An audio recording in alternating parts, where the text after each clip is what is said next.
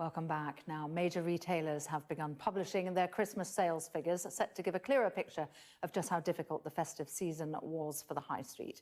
Well, yesterday, Next reported a promising 15% rise in online orders in the run-up to Christmas, but said that high street sales fell 9% in the period from late October. Well, let's get more perspective on this now. We'll speak to retail analyst Kate Hardcastle.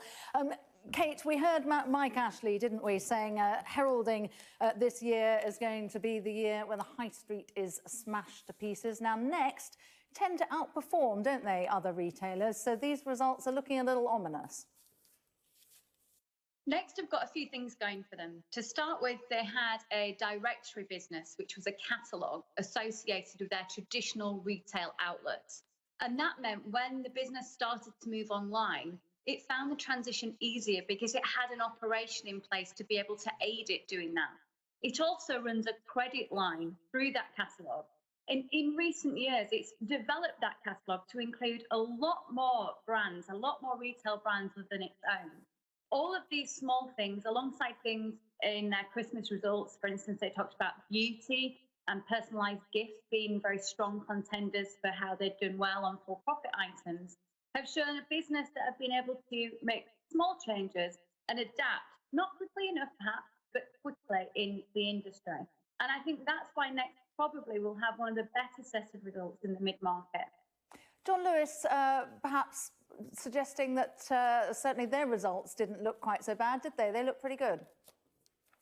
John Lewis were putting a good set of results out, but if again you look under the bonnet of the results and have a look at the business, certainly a lot of that was down to their never knowing the undersold guarantee, a consumer's reassurance that they could go to them to do price matching, and that was done particularly in promotional periods. Now, Black Friday ran from just late November all the way through in most stores to Christmas.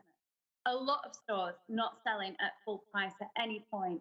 And that's going to be the challenge. It's not just getting the footfall and people through the door. The profit is the sanity of all this, and how have they performed profitably, and how many goods have they sold full price. Another test that we don't get in these figures, which I think is wholly important, is how have you done retaining your existing customers, and how many new customers have you attracted? Because what we know about the retail market is it's becoming saturated with new competition, particularly on the online field. You talked earlier about Next and their sort of relative agility to adapt to different sort of headwinds coming from the economy. How do you think they're going to fare?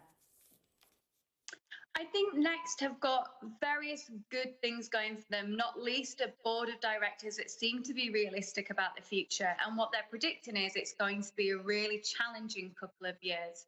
And if they're aware of that and they're agile enough to make the changes, then I think perhaps they're going to perform better than some of the other middle market. There's key strategies that are just not being adopted.